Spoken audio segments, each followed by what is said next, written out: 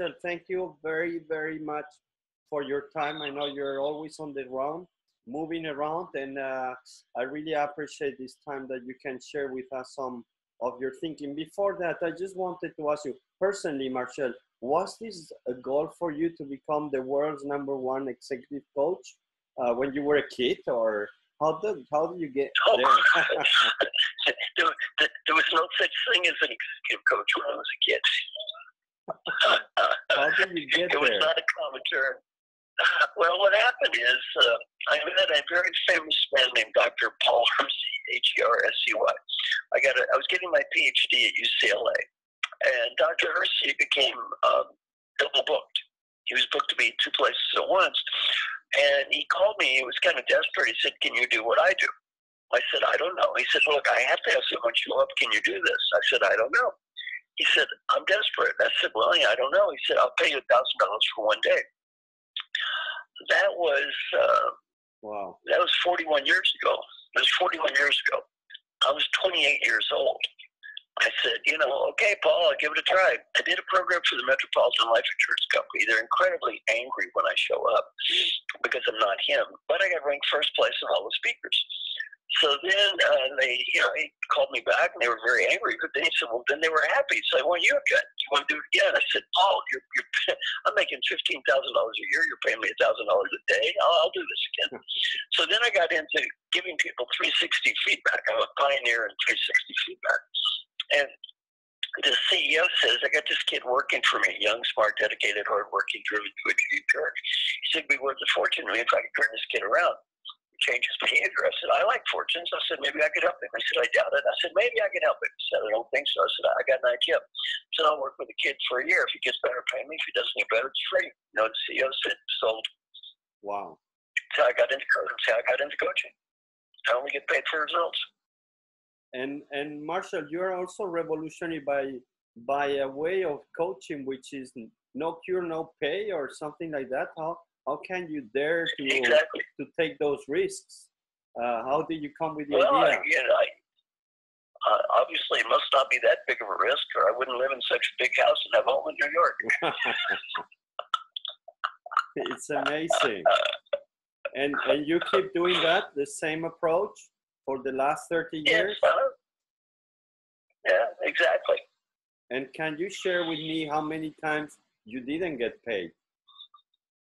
Oh, I'd say I get paid 90+% of the time. Okay. Wow. And when I didn't get paid, the issue was always the same. The problem was always the same. The problem was very easy for me to find. I only had to look one place where I didn't get paid. Where did I look? In the mirror. Yeah. Exactly. Problem was me. You think anybody can be coached, Marshall? Anybody can be coached? If they want to. Yeah, you see, anybody can change behavior if, let me give you the ifs. My coaching process only works, number one, I'll tell you when it doesn't work. Number one, it doesn't work with people who don't care. So if people do not care, this coaching process is a total waste of time. Yeah.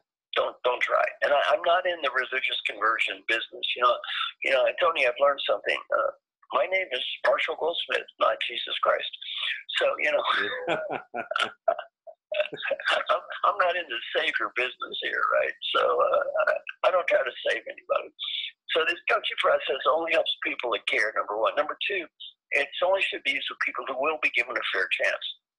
Sometimes big companies write people off. They don't give them a fair chance, and they have this fake coaching process. Well, it's not really coaching. It's seeking the story. It shouldn't be used in that sense. Number three, this doesn't help people that have intellectual or technical problems.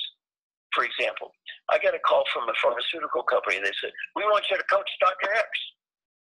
So I said, "Well, what's his problem?" They said, "He's not updated on recent medical technology." I said, "Neither am I." I can't make a bad doctor a good doctor, a bad scientist a good scientist. Behavioral coaching only solves behavioral issues. Next, this doesn't work with people who have the wrong strategy. See, if I'm not a strategy coach. If someone has the wrong strategy, if they're going in the wrong direction, my coaching process only helps them get there faster. It doesn't turn the wrong strategy into the right strategy. Next, never coach an ethics or integrity problem. Fire an ethics or integrity problem. Don't coach ethics problems. Fire ethics problems. How many ethics problems does it take to ruin the reputation of your company? One. Don't coach ethics, fire ethics problems. When will it work? If the issue is behavioral, if the person is willing to try and they will be given a fair chance, this process always works. If these three conditions do not exist, this process will not work. Now, tell me, have you met my friend Alan Mullally? Yes, I met him Were you there for one of our? Yes, I have talked to him a few times, yes. Yeah, he's wonderful. Well, what did he teach me? He said, Marshall, your whole job is pick great customers. You pick great customers, your coaching process always works. You pick bad customers, your coaching process never works. Yes. The key variable for coaching is not the coach, it's the person being coached. It's the one who wants to be coached, yes. And, exactly. And Alan Mullally is the ex-CEO of Boeing, and then he transformed Ford, that's right? Yes, yeah, Ford, the stock went from $1 to $18.40 while he was there. He was CEO of the Year in the United States, ranked number 3 CEO in the world, number 3 leader in the world behind the Pope and Angela Merkel.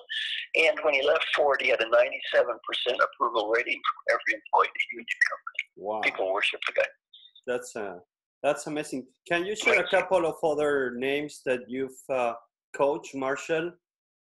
If that's... Oh, well, have you met Dr. Jim Kim? Amazing person. President of the World Bank. Yeah, I coached Alan Mullally, the CEO of the Year in the United States at Ford, Dr. Jim Kim, Dr. John Noseworthy, head of the Mayo Clinic, Mike Duke, who was CEO of Walmart, Ian Reed, CEO of Pfizer, Hubert Jolie, CEO of Best Buy, Francis Hasselbein, CEO of Girl Scouts, Liz Smith, CEO of Outback, Fleming Roy, so on and on. So I coached a lot of wonderful people. And what I think is amazing, Marshall, is that you remain friends after the coaching. You probably are very tough, but then you remain friends with some of them you've seen very, very close. How does it happen? Oh, yeah. Some of my best friends are people that I coached in the past. Like Alan Mullally, I haven't coached Alan for 25 years, but we're still great friends. It's amazing.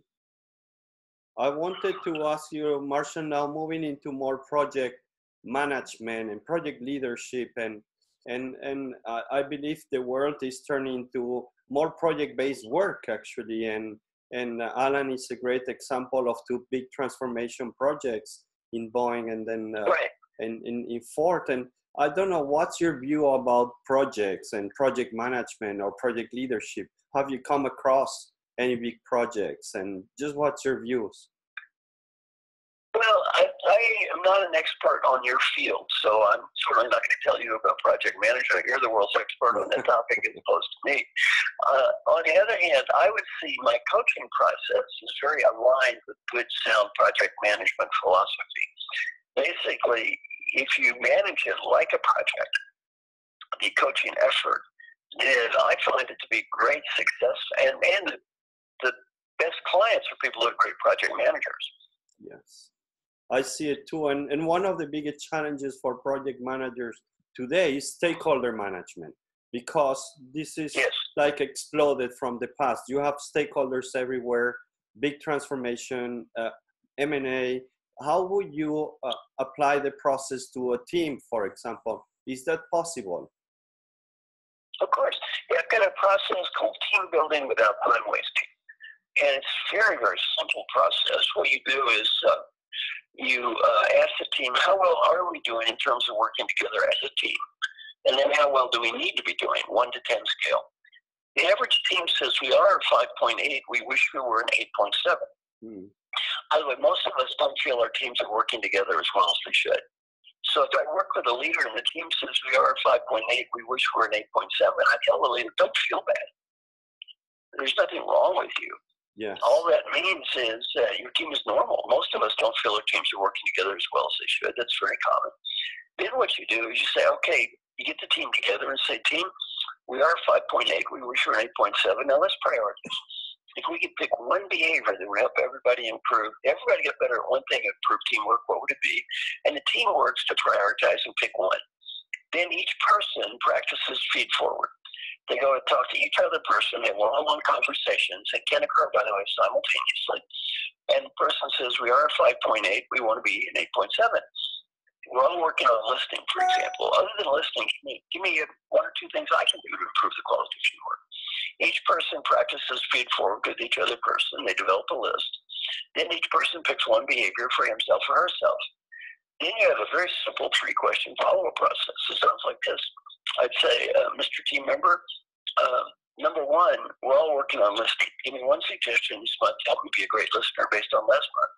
Number two, I'm working on recognition. Give me one suggestion to help me do a great job of recognition. And then number three, I just want to be a great team player. Give me one suggestion to help me be a great team player. Then you build in follow-up, follow-up, follow-up, and you can have measurement, follow-up, follow-up, follow-up, and measurement. You'll get more long-term improvement in team building doing what I just described. Yeah. Then you'll get shooting people off to the woods for a month where they can hold hands and climb trees and sing songs. But when they get back to the real world, nothing changes. Why? Follow-up, measurement, discipline, follow-up, measurement, discipline. It's very process. It's a process that runs very smoothly, what I've seen from your approach, right? Yes, yeah. And like Alan, my good friend Alan, when I explained my coaching process to him, his first comment was, he said, is this all there is to it? I said, yes. He said, is there something else? I said, no. He looked at me and said, look, I built an airplane. Building an airplane is really complicated. He said, if I can build an airplane, I can do this. Well, that's a great, if you can build an airplane, you can do this. It's not that complicated. That's amazing. One last question, Marshall, on project managers. We tend to see a project manager very tactical. It's just more manager and more focus on the day-to-day deliverables, but the world is asking for project leadership. So how can a manager, right, project manager, develop or to become a leader, a program project leader like Alan Mulally? And this is something that we are always struggling with. Well, I'm writing my new book. It's called Stakeholder-Centered Leadership. And in my new book, I have to get you involved in the new book because it's not quite done yet. What I want to look at is the leader is like Alan. Alan was not an expert. He was a facilitator. Yes. He didn't lead through expertise. He'd never worked in a car company when he went to Ford. He didn't know what he was doing. He led because he was a great facilitator who managed a process. So the leader doesn't have to be the expert. The leader can be a facilitator who helps learning across the organization. And more, I think that's what the leader is going to be. The leader, Peter Drucker said, he taught me the concept of a knowledge worker. In the future, the leader's going to manage people and know more about what they're doing than the leader does. Well, you can't tell them what to do and how to do it. You have to ask, you have to listen, you have to learn. You have to be a great facilitator. So I think the project manager of the future is going to be much more facilitator than an expert. I love what you're saying.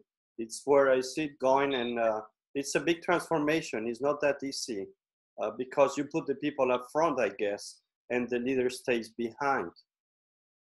It's about exactly. And also, the thing Alan did, to me, I'll share one event that was so deep. The company is losing $17 billion. Alan tells the top 16 leaders, set priorities, red, yellow, green. The first meeting, red, yellow, green. 80 priorities, 80 green. Everybody says everything's green. Well, they're losing $17 billion. So Alan says, well, wait a minute. We're losing $17 billion and everyone's on plan. We must have a plan to lose $17 billion because that's where we are. Let's do it again. Finally, someone says red. Now, this is a really deep point for all project managers who are listening. When the person says red, Alan applauds. He says, thank you for having the courage to say red. Then Alan said, look, you're lost. You're not on plan. You don't know how to get there. He said, let me show you. I know less than you. I mean, how many leaders say that? Wow. Almost all leaders come up with dumb ideas. Yeah. J.P. Garnier was my coaching client. He was CEO of Glaxo. I asked J.P., what did you learn about leadership as a CEO of Glaxo? He said, I've learned a hard lesson. He said, my suggestions are orders. And he said, if they're smart, they're orders. If they're stupid, they're orders. If I want them to be orders, they're orders. If I don't, they're orders anyway. My suggestions are orders. Well, in this case, Alan, had he given a suggestion, what would have happened? Sir, yes, sir. Yes. Number one, Alan is not a technical expert. He didn't know what he was talking about. Had he made a suggestion, the person would have gone out and executed his idiotic suggestion. Yes. The huge majority of leaders make stupid suggestions. Yes.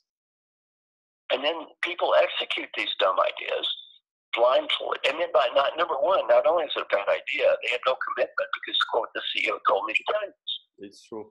See, this is to me his real brilliance. His attitude is, if I'm not the expert on this topic, why am I speaking? Why don't we find somebody who knows what they're doing? And it doesn't matter at what level. Let's say the solution comes from somebody who's on the assembly line. Who cares? Who cares? We just want to solve the problem. It's not an ego contest.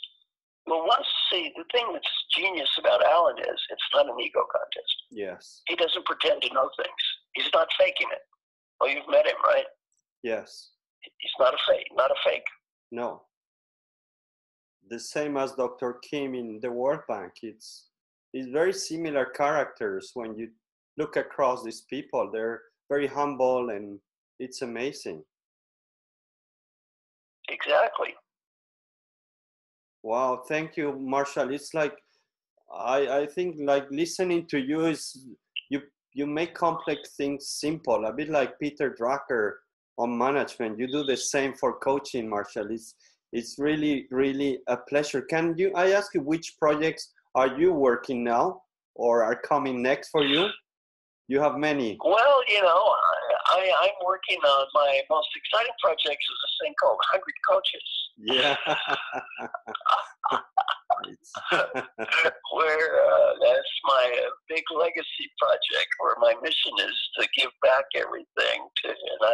You've met a lot of these people. What do you think of them? Oh, wow. It's such a wonderful crowd and the energy to do good things and to give back and pay forward.